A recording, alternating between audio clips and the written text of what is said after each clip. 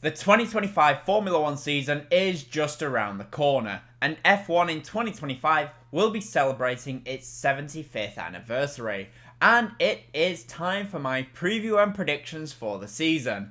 This is a series where I'll be previewing, and then at the end of the video, I'll be giving out some predictions for what I think will happen to F1 in 2025. If you enjoyed the video, then please hit the like button and subscribe for more F1 content. But now, let's get into the video.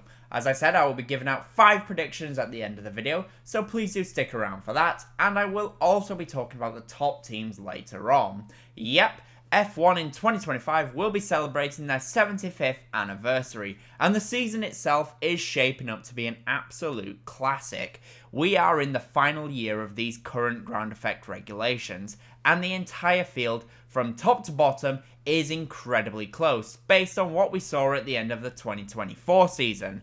At the top, you have McLaren, who won their first Constructors' Championship since 1998, Ferrari, who were second, and Red Bull were third, despite Max Verstappen winning the Drivers' Championship. These 3 teams are likely to be even closer in 2025, with Mercedes potentially joining them at the front as well on a more consistent basis. Then in the midfield, we have Alpine and Haas, 2 midfield teams who have been through rough patches in 2023 and 2024, but are now pretty much at the top of the midfield, along with Aston Martin and Racing Bulls.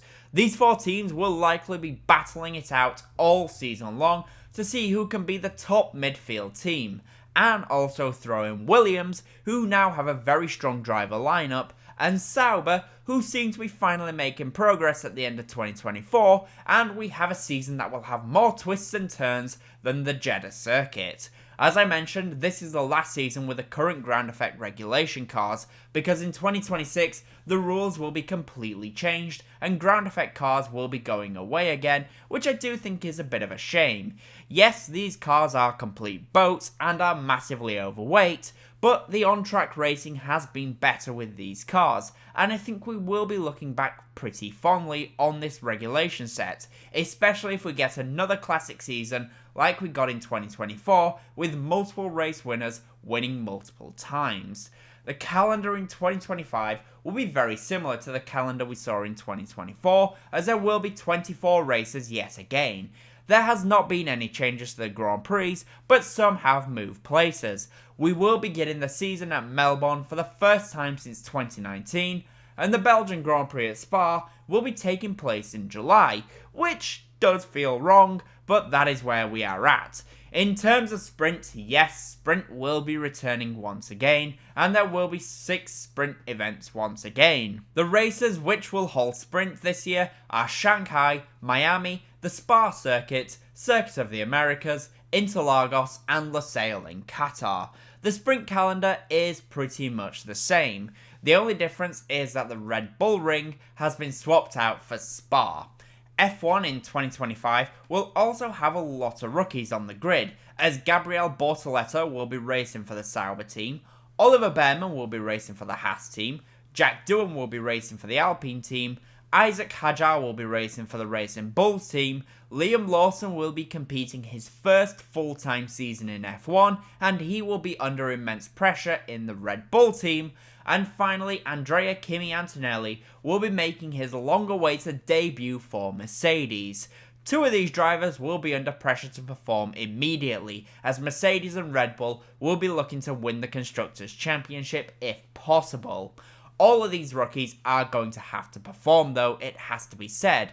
Not only Antonelli and Liam Lawson, as they will be looking at the Constructors' Championship, but further down, Alpine, Haas and Racing Bulls, like I said before, will be competing for the all-important 5th place in the Constructors' Championship, and the prize money that comes with that. And failure might mean we see one of these rookie drivers lose their seat early to another driver. I just want to say, if you are enjoying the video so far, then would really appreciate it if you hit the like button and subscribe for more F1 content.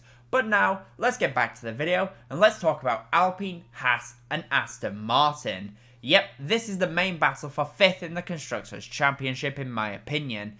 Aston Martin finished in 5th place, but really they only managed that because they started with a car that could compete. By the end of the 2024 season, Aston Martin were really struggling to score points on a consistent basis, and at a couple of races, they were the second slowest car. They cannot afford for that to happen in 2025. Fernando Alonso will once again be leading the team, with Lance Stroll as his teammate. Lance really needs to actually show up and show his worth. Alonso did almost all of the heavy lifting last season, and Lance didn't perform because, well, he knows he doesn't really need to. But this year, if that is the case, Aston Martin will find themselves tumbling down the order, because Haas and Alpine are coming for them and coming quickly. The Alpine team had an awful 2024 season until the United States Grand Prix. After that, we saw Pierre Gasly put in some incredible performance. Not forgetting, of course, the podium in Brazil, along with former teammate Esteban Ocon, and Alpine ended the season on a high. They now have strong foundations to build a solid car in 2025.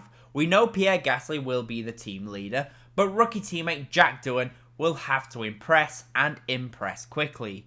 There are already rumours that Franco Colapinto could be joining the team, and to be honest, I can see that happening, especially if only one car is scoring points. Haas are in a similar situation to Alpine in the sense that they have a number one driver and a rookie teammate, as Esteban Ocon has joined the team and Oliver Bearman will be the new kid in the team. However, I think this could be a strong pairing, provided Ocon doesn't go for the kill on his teammate. Oliver Bearman has proved that he can hang with the big names in F1 after stepping in for a few races last year, and Ocon will be excited to have the challenge of being a team leader to help build the team and drive the Haas team forward. In 2025, I expect there to be a fierce battle here, and also with Aston Martin. It will be interesting to see if there is any influence from Adrian Newey, who is joining the team, but of course he is mainly joining for 2026, but as ever with Adrian Newey, who knows what he might actually be doing with the team. For Mercedes then, they ended the 2024 season on a bit of a high. They found a good chunk of performance at the end of the season, as George Russell and Lewis Hamilton dominated the race in Las Vegas and had a solid performance in Abu Dhabi. For Mercedes, they can take the positives from this, but they still have a lot of work to do. They need to make sure that they can improve the car's operating window because, well, it only works really well at low temperatures, which is great for Vegas and any wet races, but it is not ideal for the majority of the season. They need to improve this and make the tyres work better for longer in a larger operating window. Kimi Antonelli will be partnering with George Russell as well. There is a lot of hype around Antonelli, but the question is it still too soon for him to be in a top team full time? I think the season could be a tricky one for him. There will be flashes of excellence, I'm sure, but I can also see there being a lot of mistakes happening and a few crashes, most likely in practice.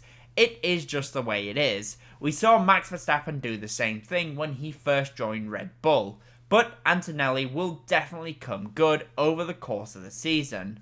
George Russell will have to step up and be a team leader now. He does have the potential, and we did see him lead the team in 2024, but this year will be pivotal for the Brit, as his teammate is not a driver at the back end of his career, but instead it is a driver who is just starting his career. For Red Bull then, they managed to win the Drivers' Championship with Max Verstappen, but they lost the Constructors' Championship thanks mainly to Perez massively underperforming, and because of this, Sergio Perez can finally enjoy his Patron and his Kit Kats at the side of the track, as he has lost his seat to Liam Lawson, and Liam will be under the most immense pressure. Red Bull want the Constructors' Championship along with the Drivers' Championship. For the teams, the Constructors is the most important championship, and they have signed Liam Lawson to help them in the battle to win the title back. We already know Max Verstappen will perform, and Verstappen will be the team leader, but a lot of weight has been put on the shoulders of Liam Lawson. For Verstappen then, he has become a 4-time world champion, and will be entering 2025 to try and make it 5 Drivers' Championships in a row. Verstappen did an unbelievable job last year. I have said a lot about how he did a lot of the damage in the early portion of the season when the car was at its strongest, and while this is true, Verstappen also ended the season very well. Not only did he win at a soaking wet Brazil, but he also won the race at Qatar pretty easily, showing where the Red Bull is still strong. Red Bull is strong at high-speed corners and high-speed downforce. That is where they excel. But Red Bull need to improve the car in slow-speed corners and over the bumps. If they can do that, then they might just be within a shout of winning both championships in 2025. For Ferrari then, 2025 will be a massively important year, as they will be looking to win their first Constructors' Championship since 2008. This is the longest run for the team without a championship, and to help them get there, they have signed 7-time world champion Lewis Hamilton to partner with Charles Leclerc. The car by the end of 2024 was potentially the fastest overall car. We have seen some great races from them at the end of the season, as they were able to extract the most from the car and make the tyres work for them. We saw in 2024 though, Ferrari tended to be very strong in race trim, but a little bit weaker when it came to qualifying. This is because they were struggling to fire the tyres up properly. Going into 2025, they just need to get a better balance on this, especially when they need to race with the hardest tyres in the Pirelli range. If they can do this, and with both drivers that they have, and they should have a good car, then they should be able to go all the way. The only other big question mark for the Ferrari team will be the team itself. We do still see Ferrari make errors operationally. They have improved under Fred Vasseur, but they still must improve in this area if they want to beat McLaren and Red Bull. Finally, for McLaren, they have won the Constructors' Championship in 2024, which was their first one since 1998, and the first championship since 2008, as Lando Norris and Oscar Piastri did all they needed to do to win the team's championship. Over the course of the season, McLaren worked themselves up to having the best overall car, and they have the best foundations for 2025. Lando Norris did miss out on the Drivers' Championship due to errors at critical moments from both the team and also himself. Going into this year, he knows he will need to be perfect if he wants to beat Max Verstappen and win the World Drivers' Championship. As for teammate Oscar Piastri, he needs to really step up in terms of performance. He was good in 2024, but there was definitely room for improvement. There was a number of races where he simply did not perform, and now he's going into his third season. There is no excuse for Oscar Piastri not to perform now. He is not a rookie, and he has plenty of experience under his belt. He needs to use this and improve his performances in qualifying and in some of the races. This might sound very, very harsh on poor old Piastri, but I am saying this because I do believe Piastri can be just as good, if not better than Lando Norris. He just needs to prove it over the course of a full season and when he's out on track. So what are my 5 predictions then for the 2025 F1 season? Number 1, one of the rookies will win a Grand Prix in 2025. Yep, I am going to go out and say that one of the rookies will win a race. It will most likely be Kimi Antonelli, but I am also counting Liam Lawson as a rookie, so he might just win one for Red Bull, and if he does, then he's already done better than Sergio Perez. Number 2, Jack Doohan will not complete the season. Yes, Jack Doohan is one of the rookies on the grid, and he does have some potential. However, I can see Jack Doohan being the rookie that underperforms the most and will cost Alpine points, and therefore I can see them replace him with Franco Colapinto at some point during the season. Number 3, Alpine will finish in 5th place in the Constructors. I know what I just said, but I can still see Alpine finishing in 5th place in the Constructors because the car is moving forward in terms of performance at a better rate than the competition around them. If they keep this up, then they will easily be the team that finishes in the illustrious 5th place and takes that from Aston Martin. Number 4, Ferrari will win the Constructors' Championship. Okay, this is one where maybe my Ferrari bias is blinding me, but I do think they are in a great position to win the Constructors. They have 2 great drivers in Lewis Hamilton and Charles Leclerc, and the car by the end of 2024 was also a very strong one, which gives them a great foundation to build on. I also think they will be the team that focuses the most on 2025, while some of the others start to focus on 2026. And number 5, Max Verstappen will make it 5 in a row. Yep, the final prediction is to some people a safe one and to others a bit of a risk, but I'm going to go with Max Verstappen to win 5 championships in a row.